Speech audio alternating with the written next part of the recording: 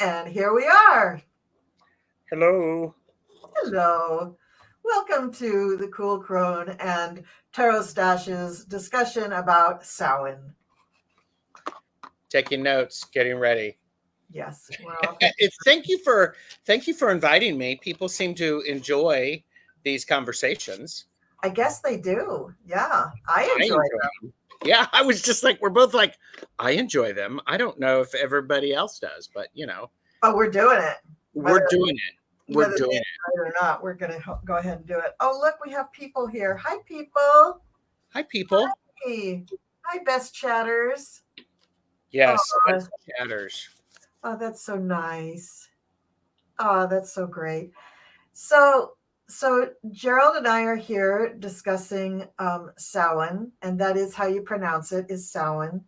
I mean, you're perfectly welcome to go ahead and keep saying Samhain or Samhain, but it's not how it's pronounced.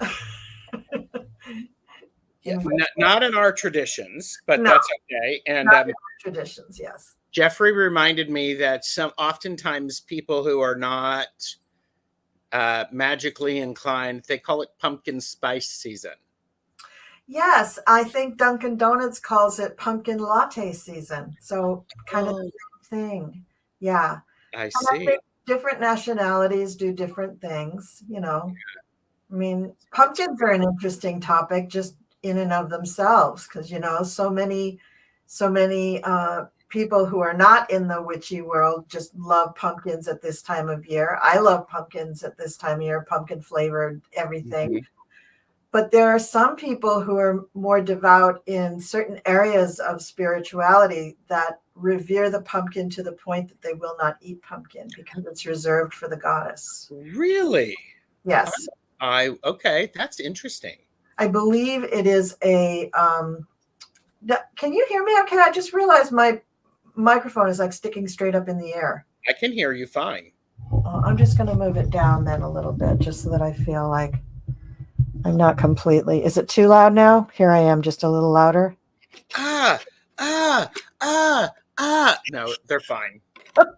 Anyway, I believe it's Santeria that reveres pumpkins. It's a sacred fruit for one of the goddesses. I want to say Santa Muerta, but I'm not sure if I'm talking about two different philosophies. I don't know much about either one of them. Let me check some of my notes because you and I both are people who we like this.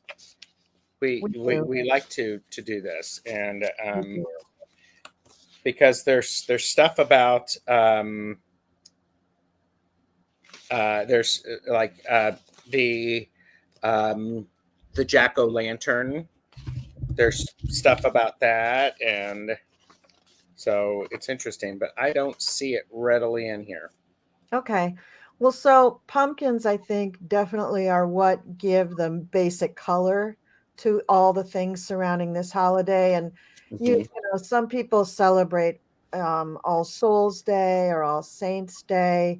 Some people with their kids do Halloween, and they just do a completely, I mean, it looks like a pagan holiday, but it's really just a, Hallmark holiday, which no judgment. That's great. If you enjoy it, just enjoy it. But it's not a religion at all when you do it that way. But I think the orange just comes from the jack-o'-lantern. And and the orange definitely comes from everything we see around us. We see all of the fall colors. True. And that. So I'm going to hold up this. This is the Wheel of the Year. Oh, yes. And so just to point people in where we are, this is Ostar, which is spring, and this is Mabon, and these are the equinoxes. Yeah. Equal light, equal day. Mm-hmm. And then we have here we have the solstices, long day and long night. Yay. And then we have these cross-quarter holidays. And so we just passed Mabon. Well, not just, but we are in Samhain. So, and this is the first harvest, the second harvest, and this is the last harvest. So if you need a feel of where we are, so this stuff is summer, and this is winter right here, official. Very nice. And that's probably true for the agriculture of the Northern Hemisphere, not if you live right around the equator, but the Northern Hemisphere. And then it's exactly 100 degrees the other way if you're in the Southern Hemisphere. Yes. So they're doing, what are they doing right now? They're getting ready for Beltane. For Beltane. Okay. Yep. Yeah. And I know for me, when I pay attention to the Sabbats, then I know when to harvest my sage. Yes. And so remind everybody what Sabbats are. Sabbats are the 8 holidays that are celebrated by most Wiccans. We start out with, well, actually, if you think of Samhain as the new year, then that would be the end of the year. So the first real holiday of the year would be Yule, and that would be on the winter solstice, and that would be when the sun is at 0 degrees of Capricorn. And then we would come into Imbolc, which roughly falls around February 1st, and which a lot of Christians have abrogated to or appropriated to become Candlemas or Michaelmas Day. And then we have Ostara, which is the spring equinox, and that's when the sun is at 0 degrees of Aries. And then we have Beltane, which is another cross quarter. So the sun on the cross quarters, the sun is always going to be at 15 degrees of whatever sign it is, because it's literally halfway between the other two Sabbats. And then after Beltane, we have Midsummer, which is when the sun is at 0 degrees Cancer. And remember, it's midsummer. Everybody mistakes it and says, oh, the 21st of June is the beginning of summer. No, it's not. Your summer really begins at Beltane when you're getting ready to plant that garden around Mother's Day. That's the beginning of summer. And then after midsummer, we have Lammas, which is the first harvest. And that's when, people are pulling up their first crop of wheats and grasses and things that grow like that. And then you come into Mabon. That's the other equinox. That's the other equinox. Mabon and Ostara are the ones where we have equal light and dark, right? And then we come into Samhain, which is the third harvest, and that's in between Mabon and Yule. So it's a cross-quarter holiday, and then we're back at Yule. So that's the wheel of the year, and it does relate. I mean, I celebrate them more when the sun hits a particular degree in that sign. So Samhain, I believe this year is sometime around November 7th or 8th, actually. But because over the centuries it has gotten so closely affiliated with Halloween, most people kind of expect to celebrate it at Halloween. But if you're a little witchy and you feel like keeping that witch hat out for another week or so, you go right ahead. Well, and it truly it is paying attention to the number of days between, because it's a halfway point. Yeah. So that's something, if you would like to, be an overachiever, that's one way to do it. Yeah, it is. And also you'll feel it too. You'll feel that energy. I know for me, just getting out of the car today, I realized how much the leaves have changed. Yes. And it does feel a little late to me this year, but this year, right today, when I got out of the car, my neighbors have this big, beautiful maple in their backyard. It's just huge. And it is lit up brighter orange than that jack-o'-lantern underneath. I love that. It is just, it looks like it's on fire. It's just, it's the height of the color of it. And the other trees on my street, I think, feel just a little like, ooh, because that tree is majestic. It's just gorgeous. Connie B added something. Pumpkins and other winter squash take the longest to ripen, 100 plus days. That is why we have the pumpkin right about now. Yeah. And also, let's be practical. Pumpkins will store well, as will oftentimes the other squashes. So if we didn't have food year round, we would be storing these. Yeah. So that we can have something to eat. Yeah, and not only the pulp of the pumpkin, but the seeds are good to keep. And the pumpkin seeds have a very high amount of protein in them compared to other seeds.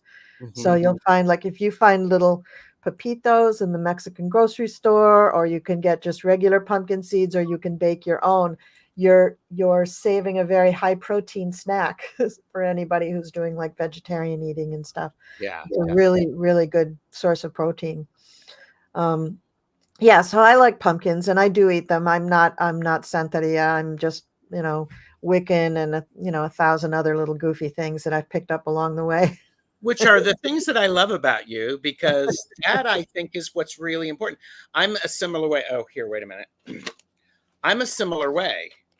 I want to have, yes. I mean, I want to learn, and I want to appreciate. And, my big thing is I'm curious about what people do. And I want to be really respectful. And sometimes what people do, it's like it really makes my heart sing. And I'm like going, okay, I am including this. So it's really beautiful. Yeah. It's beautiful. I just got a box.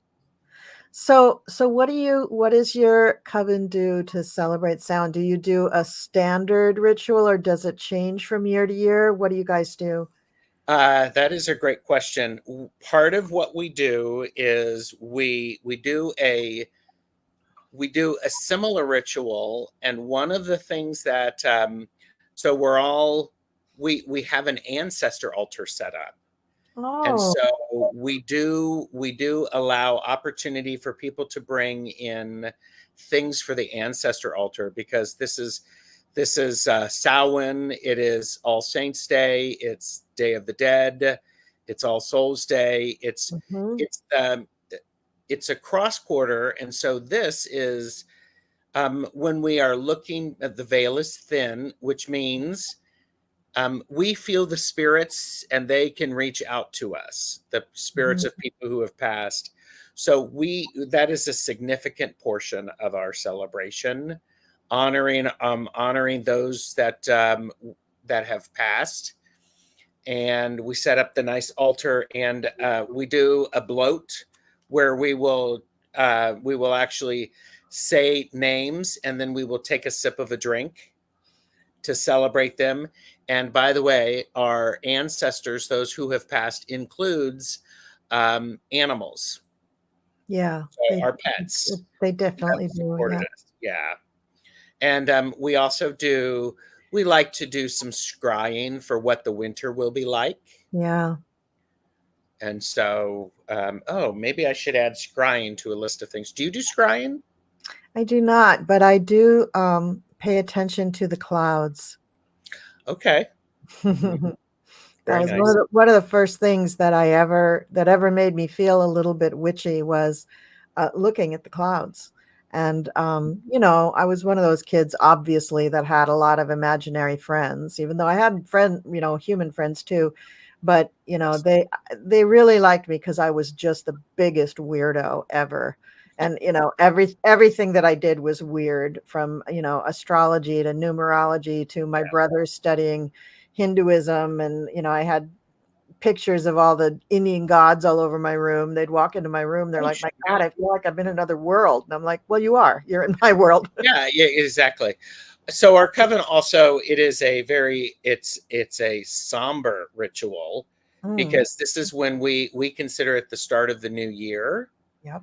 And so it's a great time to also put forth some intentions, additional things, and getting rid of things that no longer serve us, so that we can make it through the winter. So, very nice. Very nice. And of course, it's a high ritual, so everyone is encouraged to dress in whatever makes them feel witchy, so long as it covers their body. We don't do skyclad. So you're not Gardnerian, huh? No. Darn it. Well, I gotta go now. No. Yeah. All right. Thanks, everybody. See ya. Hold on. Yeah. Oh, And by the way, so basically what that means is there are some rituals which are done skyclad, which means some covens, some witch traditions are practice skyclad. Every time they meet, they do the moon's nude, and they do Sabbats, everything. Yeah, it's a big thing. Yeah. So you are not shielding yourself from anything. Mm-hmm. Yes. So. Yeah, not my cup of tea, but whatever.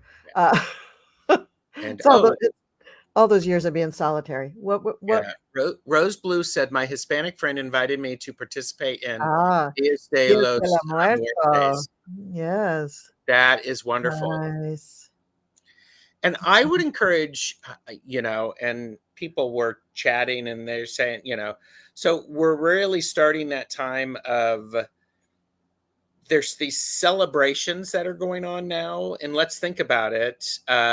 The fourth Thursday of the month of November, let's face it, if you have food that's going to spoil, you better consume it if you can't store it. So, yeah.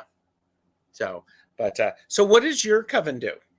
So my coven right now, well, in years past, we're a teaching coven. And so every year about this time, my high priestess is busy trying to download messages about who should be running each of the Sabbats for us for the year, and who should be running each of the moons, because we used to do full moons, and then for a few years we've been doing new moons because the full moons have been falling so close to the Sabbats. It's like, then we wouldn't get as many in.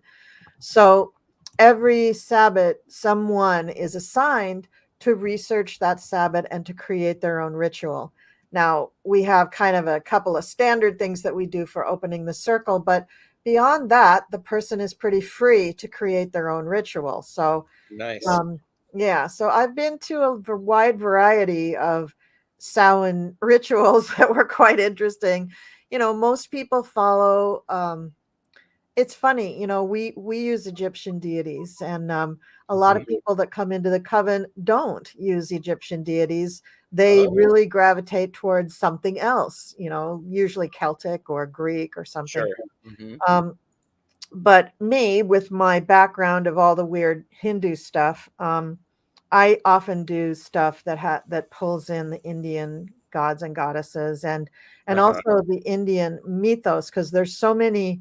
That pantheon is so big. There's just thousands of them. Oh, yes. You can't spit without hitting on some kind of a holiday that's going to fall on one of our holidays. So it's pretty easy to do. So one year we used to have the big celebration at like we'd rent a hall or something, and we'd invite people, and we'd have like a dinner dance and stuff. And that was the one Sabbat of the year that we would invite the public to like a formal thing, and we'd do a ritual with the public and stuff. And the year that I did that, I kind of combined it with Diwali, which is an Indian thing. It's usually held a little later in November, but that year it coincided with True Samhain. Oh, nice. So I converted the Paramus Women's Club into a Diwali temple. Wow. It was very cool. It was very, very cool. And we did a ritual. We had a dance that was all for that. And one of the things about Diwali is there's so many pieces of it that coincide with Samhain. It was just, after a while, it was just stupid. I was like, well, of course I'm going to pick this. It's just like the exact thing that you want to do. And one of the coolest things was the way that they honor their ancestors is they paint little footprints from the outside of their house up to their door. Oh, I love that. So that their ancestors know where to come to join them. Isn't that cool? I just love that. Yeah, I loved it. It was so cool. We had all sorts of little offerings of food on the altar and fruit and lots of orange and gold. They also use those colors a lot, but they use a lot of multicolors too. And Yes. we did a meditation. We almost always do a meditation these days with our rituals just because people like it so much. People need it. So we usually do that, and we theme the meditation to whatever the ritual is. But for Diwali, I'm one of those people who's known for very deep, very long meditations. And so if my little discussion about the Sabbat isn't a little shorter, people kind of like nod out, so Oh, I have to be a little careful with that. But when I'm researching stuff, I get so excited about it. I get so into it. I want to tell them everything about it, So yeah. anyway, I love the little footprint things. They also use brooms for Diwali to clear a path for the ancestors and to Okay. clean their house. And, food's always a part of it. I'm trying to think of some of the other ones. You dress in your best, and you always want to have a jewel on your third eye. And, so everybody in my coven that year, I took them to, there's a couple of towns in New Jersey that have a lot of East Asian people.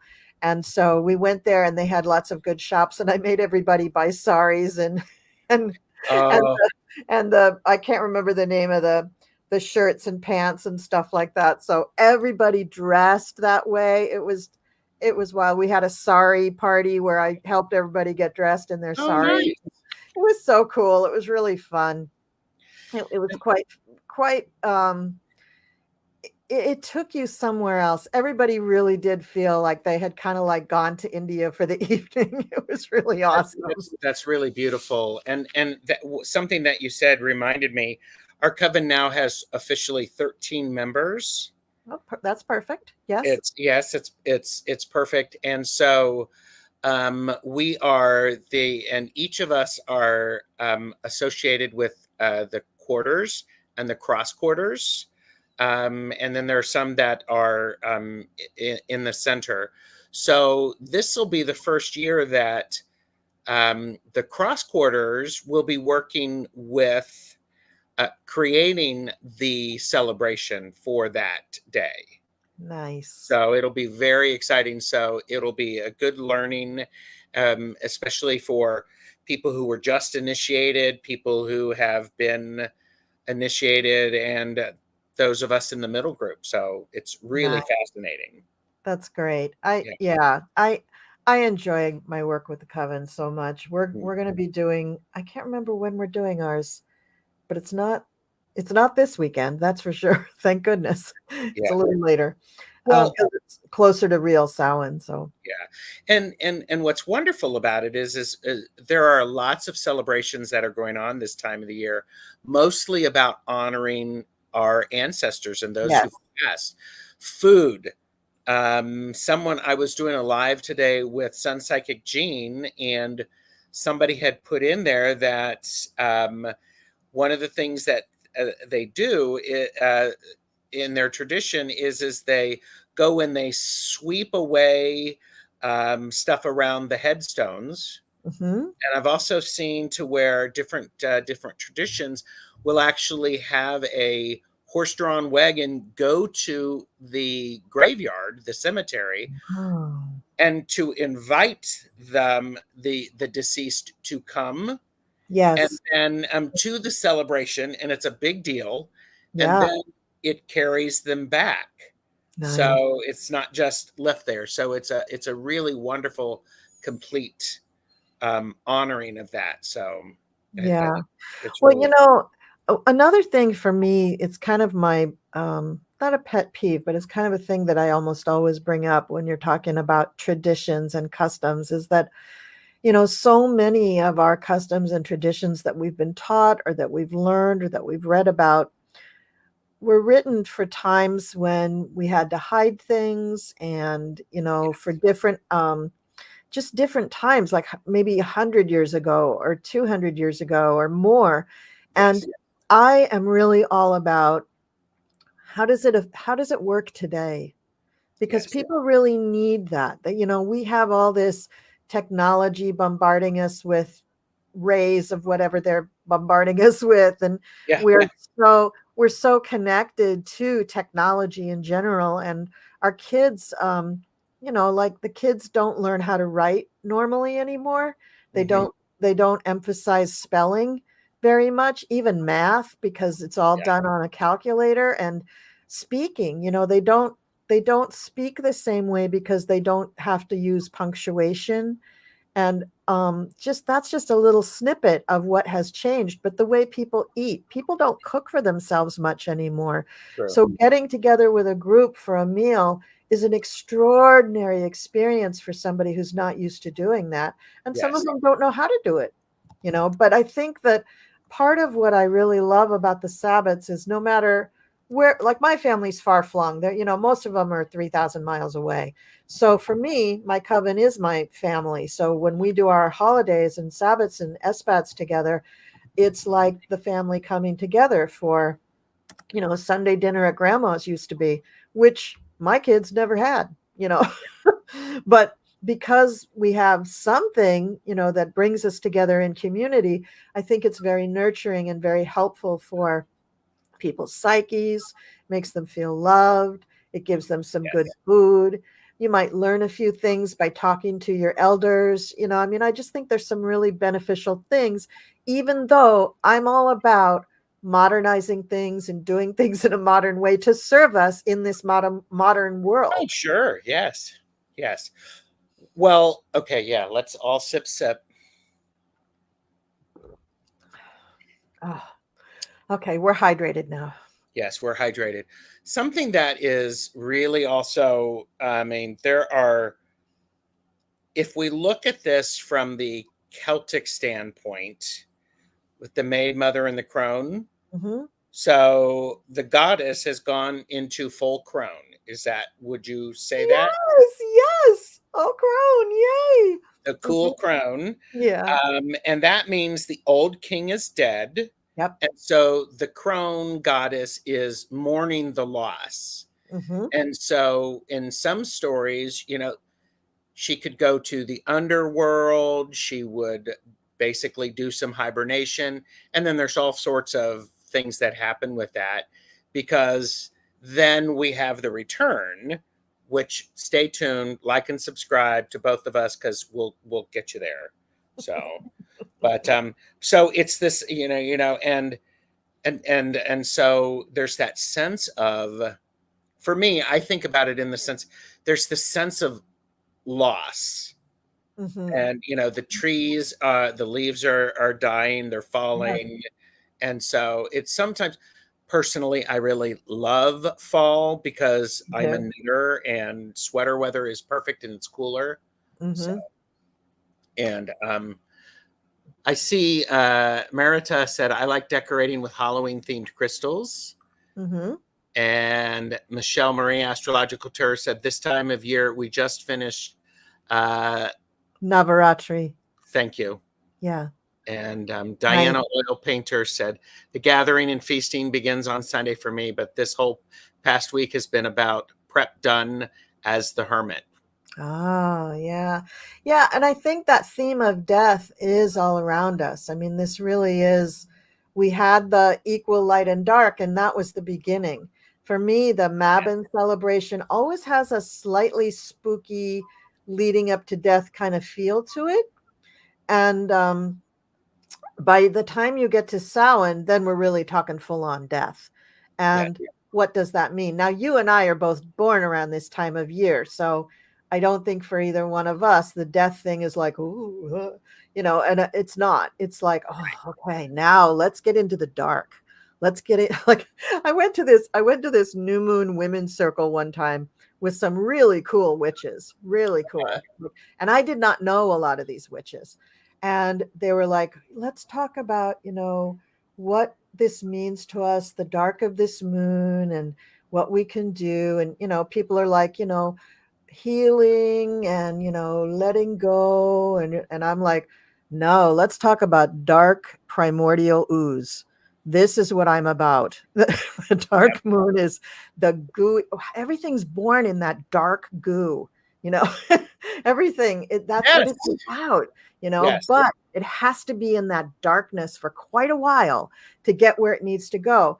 And so the death part of it is part of the cycle. That's part of the cycle. And you have to have that before you can get to the rebirth, which is coming later. But I love that whole thing. And people are looking at me and I'm like, I'm already a witch. How much weirder could you think I am? Like, I don't give a shit what you think of me, but this is what I get. And they were a little like, okay. Oh, okay, that's what Colleen thinks. Oh, nice to meet you. Let's go on. But for me, that is what's so relevant. It pulls me in. It pulls me. I guess that's why I like people with Scorpio moons. That it just pulls me in, that dark, ooey gooey feeling. It's so creative. It's so healing. Yes. It's so powerful. Having a secret, having something in the dark, very powerful. I just think this is a marvelously exciting and mysterious time of year. I just love it. Oh, yeah. Oh, definitely. And Beth said, I wonder if the human mind automatically goes to the idea of crops dying when it's Mabon. Mm-hmm. And on a fundamental level, we recognize the cycle. Yeah. I think so. Yeah, and I don't even think it's just a fundamental level. I think, we have ancestors that literally was what they were going through. They were participating in that. But now we go to Walmart, we don't do this stuff ourselves. And well, some people still do, but generally, the general population, this is just theoretical because we go to the grocery store and we buy, tomatoes in a can, Yes. Well, yes. Yeah. But we still have that connection, I believe. As long as we are living, breathing organisms, we will still have a connection to this earth and what grows there and what happens there. We still have a really intense curiosity about what that is all about. Everybody wonders, you little kids, they're fascinated with it. Really? You put it in the dirt and then it comes, it's a science experiment, right? It's exciting. Yeah. So symbols of Samhain. Yes. I have on my list wine, gourds, pine cones, acorns, grains, corn, apples, pomegranates, Indian corn, pumpkins, black cats, jack-o'-lantern, bats, ghosts, scarecrow, and the waning moon. Because waning, we're getting to Yule, which will be the new moon feel. Yep. And and I would say, I bet everybody here who's watching and who's watching the playback, and if you're watching the playback, thank you. Thank you. Gotten this far, leave a comment. When you were growing up, what things did you do this time of the year? Yeah. I'm curious about that because I bet each and every one of those things is somewhere on the list of activities that I have. Sure. Yeah. Yeah, absolutely. And Connie B says, 10 years I was a farmer. It was so rewarding. Yeah. Having a little dirt under your fingernails is very rewarding because you know what you've done. You can see the accomplishment. I think it also teaches tremendous patience because right? Because there's a lot of space in between planting and harvesting, a lot of time. But that's great. Oh, and let's see. I'm a grower of some of my foods, squash, pumpkin, tomatoes, and I'm reading Oil Painter's thing and the sauces. Yeah, I know. One year I got really crazy before I had kids, and my then husband and I bought this fixer-upper house in Brooklyn, but we had a backyard, and the backyard had basically been used as a landfill for for probably a good 10 years. We cleaned that sucker out. We grew corn. We grew tomatoes. We grew onions, tomatoes, basil, everything to make spaghetti sauce with, plus corn. Couldn't grow lettuce. It was just all sun. So it was just bright sun. And that year, oh man, I canned spaghetti sauce. People brought me stuff to can because they saw me canning all the time. So I canned a lot of stuff that I didn't grow. Like somebody brought me peaches. For some reason, I canned peaches. I don't even like peaches that much, but I canned them for them. But yeah, that's a very satisfying task you know, to store up your food for yourself. And we did live on that food. We lived on it all winter. It was Oh, good. absolutely. Mm-hmm. And I grew up the youngest of 12 children, so we had a big garden. Yeah. That's what I spent my summer doing. Canning or planting, gardening, weeding. Weeding. Yeah. So many weeds. Yeah, so many weeds. There's some great stuff in chat. Yeah. Fogo said, apple picking for sure. Apple cider is a favorite of mine. Michelle Marie, Astrological Tarot. I think it's Ouzo. Is it Ouzo or no? She's saying ooze. Indeed, she's talking about my ooze and primordial stuff. Oh yeah, ooze. I have a K2 Jupiter conjunction. Oh, you wicked woman! We've got to get together. In yes. In Scorpio, Navamsha moon in Scorpio. We're less afraid of the dark stuff. Now, I don't know where mine comes from because I've got like Venus in Leo. I'm a Libra. My moon's in Virgo. But I do have a lot of stuff in the 8th house. So some of that is there. Michelle Marie, meet Colleen, the Cool Crone. And, really good with astrology. So, yeah, that was a good one. That was a really good one. Let's see. My parents never wanted to take us out trick-or-treating, so I only got to go once when I was already too old. Oh, Maruta, that's sad. That's sad. But begging for sweets from strangers probably isn't the best lesson to be teaching kids anyway. And I think it's odd, but yeah. Well, and again, kids grew up. I mean, they dressed up like that because they were trying to frighten these other things away so they wouldn't come into your house. That's right. So there you go. And so many old stories about how that all came together. I mean, there's just a million and one of them, and they're all very interesting. But I don't know that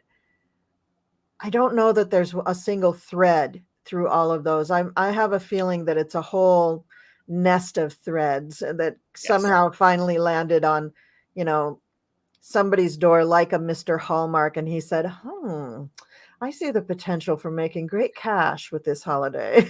Yes. Well, and like Day of the Dead, we paint the faces. So there's, and here's the thing. It makes me, this makes me feel good that there's so much variety in how the holidays are appreciated and celebrated. So yeah, I like the Day of the Dead stuff really a lot. We did an SBAT one year that was a Day of the Dead. It was quite interesting. We used cigarettes and martinis in our ritual because that was honoring the people we were honoring. So that's what they like. So that's what we brought. Yeah. And I said this before, or I've said this multiple times, the dead simply want to be remembered. Yes, they do. So I know a couple of people, they have a book of, it's like their book of the dead, people who have died. And periodically they go through and they read these names out loud.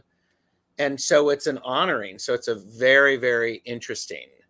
Oh, that is interesting. So. Well, I live alone and most of my family by now has passed on except for my sister and brother. So, I just have conversations all the time with people who are actually not there. So yeah. Oh, well, of course. I mean, the best chatters are bringing it. And so, okay. Fogo Pogo said they lived in Germany. Ooh, a few years, and they don't do Halloween. And I believe in the UK, they don't do Halloween like we do. No, it's a different thing. But in Germany, they do something else for Samhain? I don't know. Where is that comment? Who was that? That is Fogo Pogo at 8:38.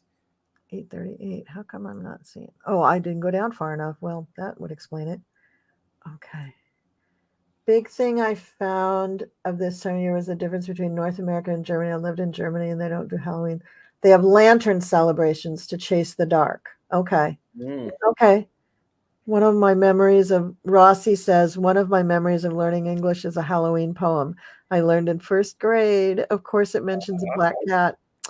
Oh, one of my favorite books that I read to my kids was a book. Of course, it featured witches, and it was a Halloween book, but it was I don't remember what the name of the darn book was, but the kind of the climax of the excitement of the book was the little girl gets on the broom with the witch, and the witch says, "Hold on to your hat." It was this big picture that went across both pages, and that became kind of our when we got excited and happy, me and my two girls, it would always end with, "Hold on to your hat."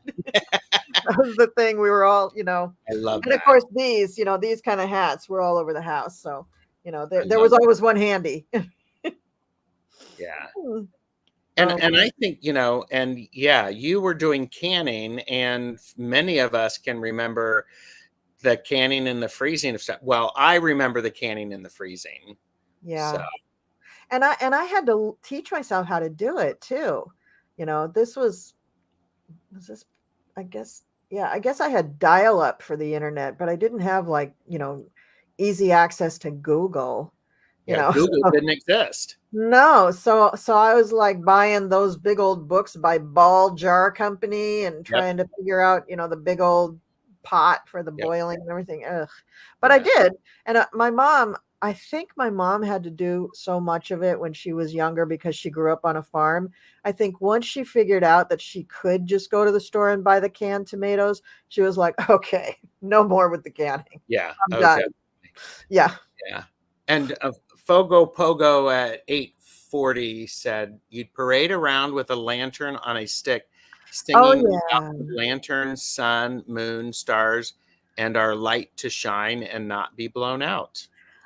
How cool. Oh, that's really cool. And I want to piggyback on that because that is part of the traditions that are done a lot of times in the Celtic lore. Part of what you would do is this is a fire holiday. Yep. So there's usually bonfires, and what you would do is you would clean out your family hearth, and you would get rid of it, and then you would actually get fire from the community bonfire and then bring it into your home. So there's a sense of continuation there as well. So I get a little geeky about stuff like this, so I think it's great. That's cool. That's really cool. Yeah. And from your black salt show, I've learned that if I cleaned out my fireplace, which I don't even have one, but if I cleaned it out, I'd save some of the ash to make black salt. Score, don't waste anything. There you go. You got to love it. Well, and that's exactly what you would do. Yeah. You would do that because this is the time of the year. If you're going to do spell work here, let me go into my teacher mode for a moment. Please do. Spell workings for Samhain, releasing of bad habits, banishing. You could do fairy magic, divination of any kind, candle magic, astral projection, past life work, spirit boards, dark moon mysteries, mirror spells, casting protection, black salt, inner work, clearing obstacles, uncrossing inspiration, workings of transition or culmination. Because the third harvest, it's perfect for that. It is the culmination. And definitely contacting those who have passed. Definitely. And do you do free readings, or not free readings, you do individual readings for people as well as astrology. Do you do any contacting of people who have passed?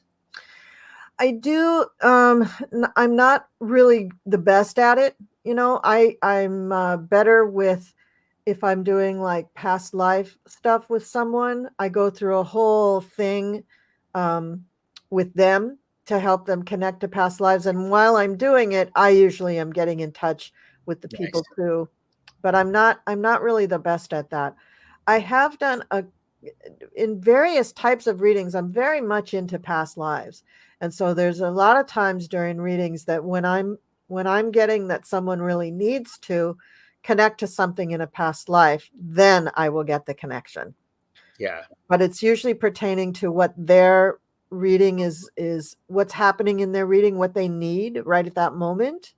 And so if it's something that needs to be, especially something that needs to be healed from a past life, Yeah. I think that's really an important thing to do. And I have recently reaffirmed that a lot of times when I'm doing readings for people, I'm getting past life and future life information from the records. Absolutely. Yeah, of course. Um, You know, the more you can keep that connection, the better. One of the things that's actually difficult about doing readings online is because you have to keep watching the chat. So if you have your concentration going on, it's like, wait, what am I doing? It's like schizophrenic. But if you're doing just a one-on-one reading, it's a little easier to keep that connection and that line. Absolutely.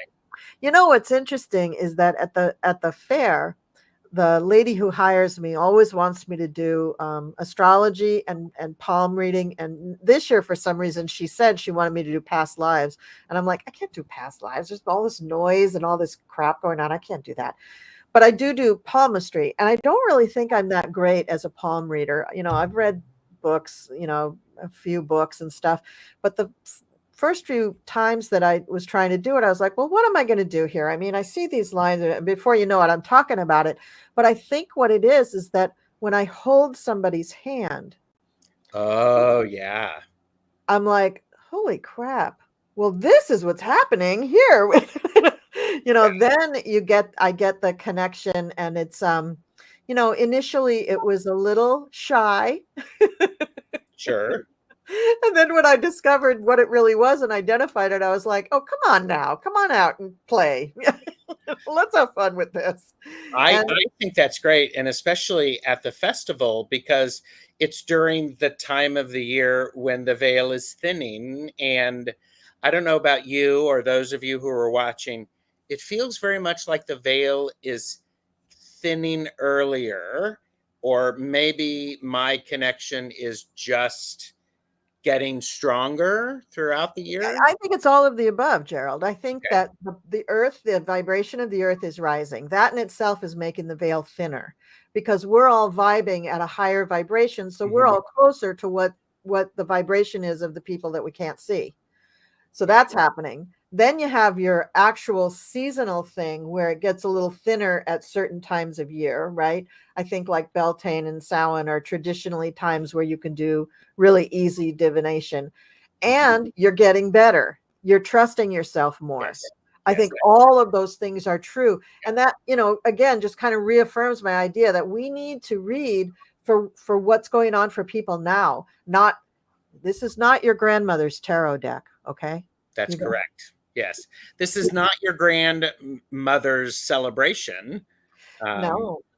And it's not your parents' celebration either. It's yours. Oh, God, no. Yeah. So yeah, it really is. I know my grandma was a big palm and tea leaf reader. I don't know if she read cards or not, but I think that's a connection. And I have never gotten a visit from her. I've never gotten any connection to her at all. And I'm thinking, maybe that just doesn't matter for me. but my mother too, my mother was really, really, like, she would never say that she was psychic, but her and my dad were so psychic. Like they always knew before something happened. But my mom, I don't get a lot of connection either, but I get a lot of connections from people who knew her or were connected with her. Oh, Even nice. my neighbors, like the neighbor lady on one side of our house, she and my mom were best friends. I can connect to her. I can connect to her husband, who was really kind of a weird person, but I can connect to him. It's just, I don't know. But I think I just think the earth in general, it's making it easier for us to connect. Yeah. Someone said, Peter J. Watts said when he came in, let's see if I can find it. He has a different spelling of the holiday. It's at 8:46. We're celebrating on November 4th. We include a ghost feast in our ritual. Oh, cute. Nice. Kind of like setting a place for Elijah at Passover. And Everybody knows that tradition. I And don't know like that the tradition. spelling. I like the spelling, and it makes sense in the way that it's pronounced. Sow-ehn, not Samhain is Sow-ehn. Yeah, Mhm. yeah. That And makes Connie B, black salt is used for protection. I did a live about that on Thursday where we talked about black salt. very good live. I listened to it. It's very Thank good. you. And Astrological Tarot has subscribed to your channel, Colleen. Thank you. I'm sure we'll So, be chatting soon. yes. Oh, that's great. That's great. And okay, just Rose blue, an M in your hand usually does mean money. The X on your right hand, if you are right-handed, it depends on what line it goes across. If it's going across a line that is just one of your predominant lines, like the lifeline, the headline, the heart line, that X could mean a significant event in your life.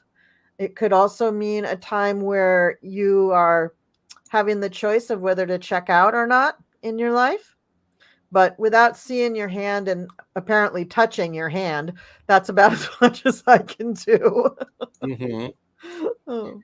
Do you mind if I attach the black salt in your chat? No, go ahead. Live? Yeah. Okay, I want to ask permission.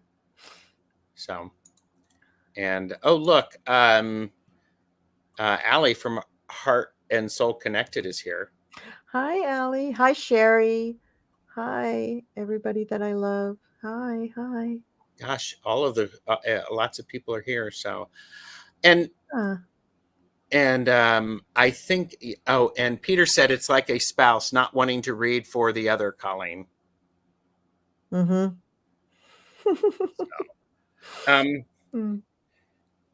So if I'm going to, think about when you're thinking about food for the holiday, think about things that are in season right now and appropriate, like pumpkin, squashes, those type of things.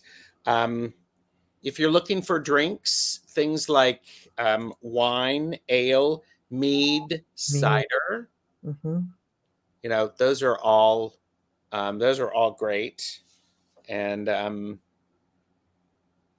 do you have certain things that you smell, incense that you associate with the holiday, with this time of the year?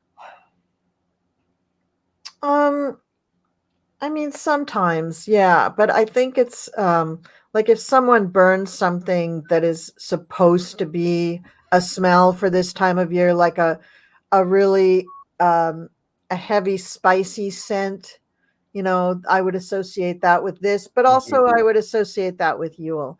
And honestly, I tend to just burn incense that I just like the smell of. I like sage. I like the incenses that I like, which all smell a little bit like Nag Champa because I just burn that incessantly. But then I also have resins that I really like to burn. I use frankincense and myrrh. Actually, those are the ones I like to burn. Yeah, they're said to lift you up and make it easier to read the Akashic records. Yeah. Oh, nice.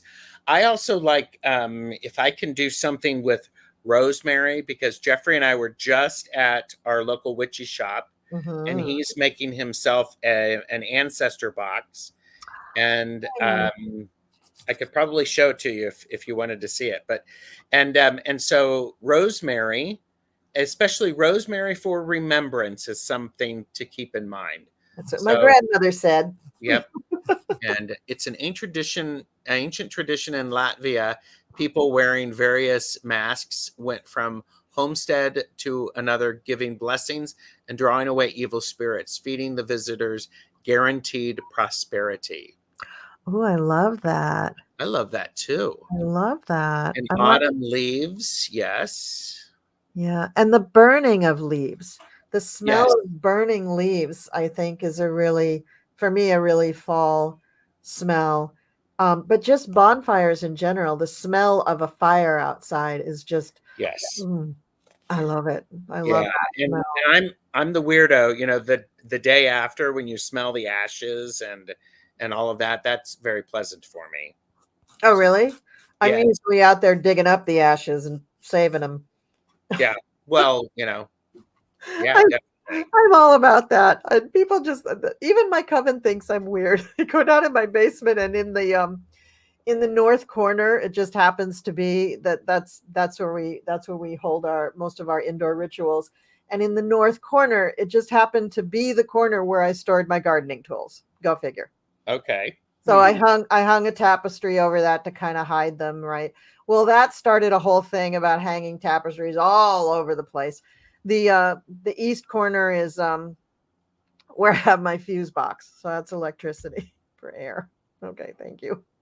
And then You cannot make this stuff up. you cannot make it up. In the west corner is like my major water pipe that goes up. Mm-hmm.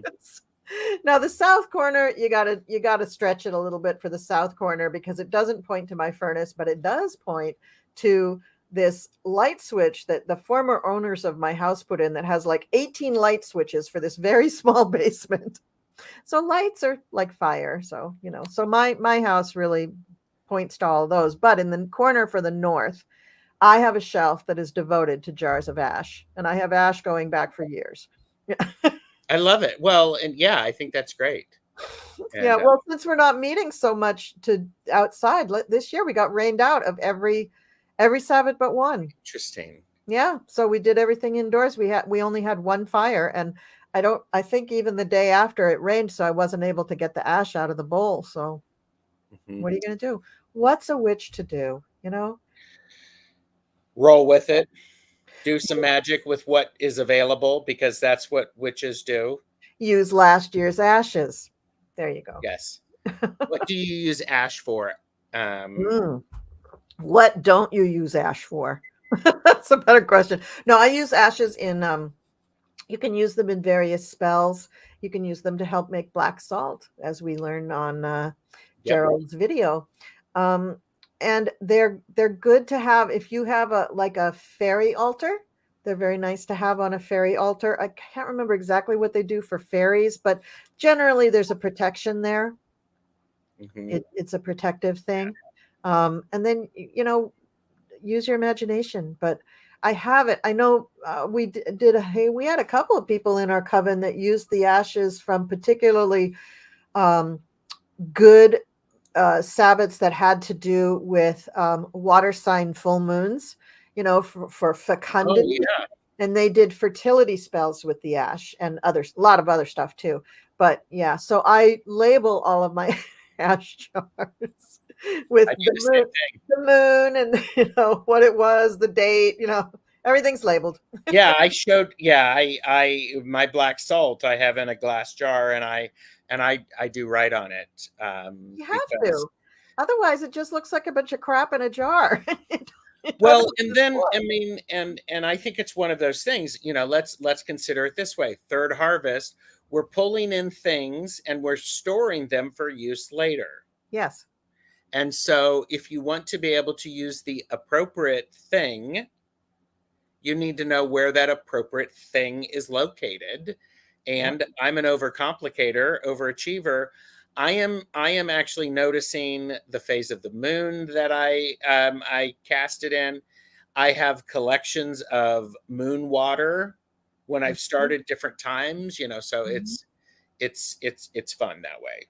Yeah, it is good. So And yeah, rose blue ashes are good for your garden, but the amount of ash that I have is not enough to make a difference in the garden. In a very small garden, it would be good, but you know, I don't. I keep it for spells, yeah. among other things. Among other things. Hmm. So, Oh yeah. oh my gosh. Well, are there other questions that um, people have about Samhain? Is it too late to ask that?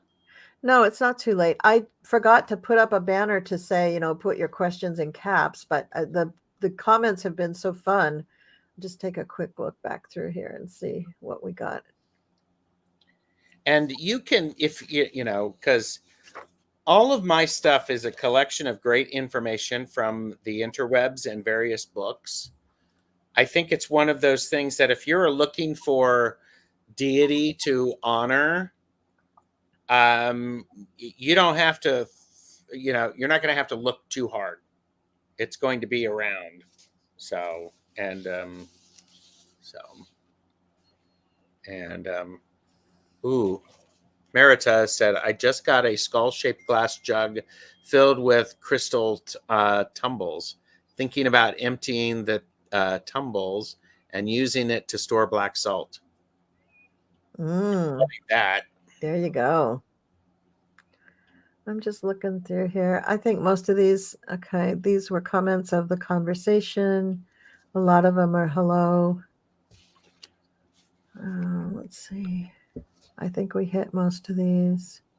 All right. Well, if you really had a burning question, please just put it one more time in the chat, and we'll just give you guys a little bit of time to get that out. So, Rossi has one at the bottom. Okay, let's see. Any books you can suggest to learn more of this wonderful witchiness? Well, I have a couple of authors that I really like, and that means I buy a lot of their books, and they sit on my shelf, and I just read what I want out of them. Yep. But Kate Morrison has some really great. Is it Kate Morrison? No, Dorothy Morrison and Kate West. Both I really like their books. And they both have several books that are really, really good. Llewellyn puts out a series of a book about each Sabbat. Yes. So if you want to go really overachiever on yourself, you can get that. I'm a big believer in, when you're trying to put together a ritual, that's the time you're going to learn about it. Yes, I agree. That's when not only are you going to be doing research, but you're probably going to be just sitting down and letting your guides speak to you and tell you what you need to do for that Sabbat. And every year it might be different. Yes. It should be different because you're different every year. Yes. And it doesn't have to be a celebration for a coven. It could be your celebration as an individual. Yes. So, yes. Hershey put in Spellcraft by Rock Point is good. A resource for them. Okay, good. Let's see. What other, there are some really good books. Again, I'm going to recommend Positive Magic. I think it's by Marion Weinstein.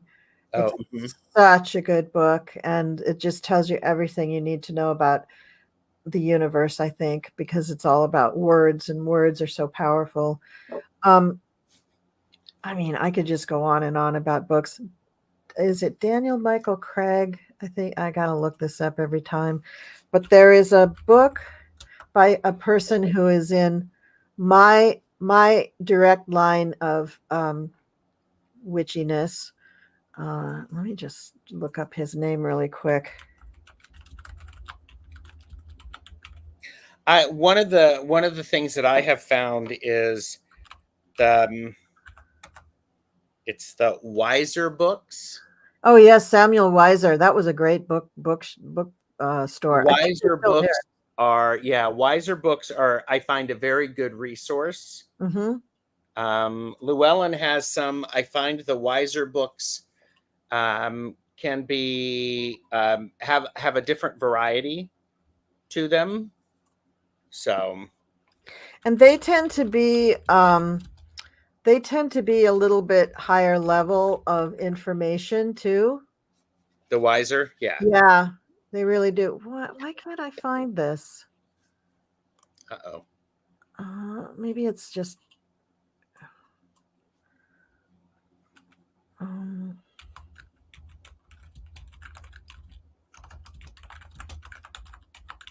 I'm sorry. If this takes too long, I'll just stop. I'll have to put it in the notes later. Marita said there's a YouTube channel I like called Magical Crafting. Yeah, those are great. Yeah, and that's a really good thing to do, to make your own stuff. That's a really good thing. Okay, I can't find this thing, so I'm not going to waste it. I am a huge supporter for, there's a lot of information out there. You go find it, change the way you search for it in your search engine and on the Tube of Ubes, and change the way you search for it. You could put in Halloween traditions, spiritual aspects of Halloween or Samhain, and you're going to get a lot of variety. I encourage everybody to read everything with a grain of salt, and figure out what resonates with you, and then go find some other resources that support that. So yeah. And I mean, I was solitary for many years, and it worked for me. And then I really started learning much more cohesively once I joined a coven. But you can certainly get a lot done as a solitary, and absolutely. It's great to have friends. It's great to have friends that are also witchy, but without the structure of a coven, you'll all have these different ideas about what's going on, and you'll all think, so that's why a coven's good, because then it's like, no, we're doing this, just, and you'll find when you focus the energy like that, you can get a lot done. You can do a lot of cool stuff. It is truly amazing. Yes. Yeah, it's very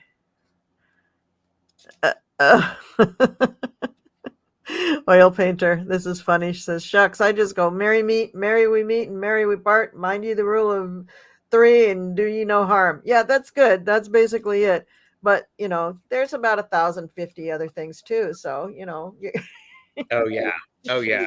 But here's the thing is that wherever you're at right now, you're perfect for exactly where you are right now. Yes. You're in the exact right space. You don't have to do what anybody else is doing. You don't have to do what I'm doing or what Gerald's doing. Whatever you're doing is perfect for you. Yes. And your journey and your spiritual embrace of the divine is exactly what you need to be doing right now. It doesn't matter what anybody else is doing, and it doesn't matter if you can do certain things that your friend can't do or vice versa. Just what matters is be a good person, be nice to people, don't take any shit, and you'll be fine. Well, yeah, if everybody did the same thing, it'd be boring. Very boring. Both of us are like, that'd be boring. Really boring. Really. I mean, look at us. Look, I got this thing on. He's got that thing on. I mean, you don't want to. You don't have to be the same. You really don't. No. Not at all. And that's not what this is about. Not at all. Not at all. So when we get done here, I'm going to find that link for that book. It's a really good book, and it actually, the person who wrote it is a part of my line, like way higher up in the line than even my high priestess. And it goes along with a lot of the stuff that I've been taught. And it's a very well put together book, in that it takes you in a very logical progression. And bonus, one of the first things that he has you do is work with the tarot. Now, who doesn't love that? Yeah. Well, and let's not forget Starhawk. Oh, yes, she's Spiral great. Dance, and and these actually Starhawks, the Spiral Dance, and Drawing Down the Moon by Margot Adler were published the same year on October 31st.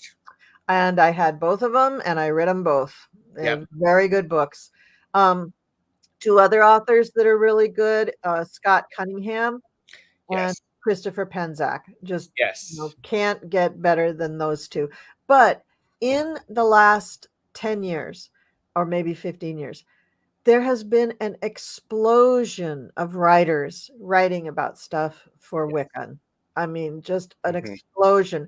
So it's not like these people own it, And again, how are we progressing to serve ourselves for now? Because it's so important, because we're all different now than we were even in 2020. We're so different than we used to be.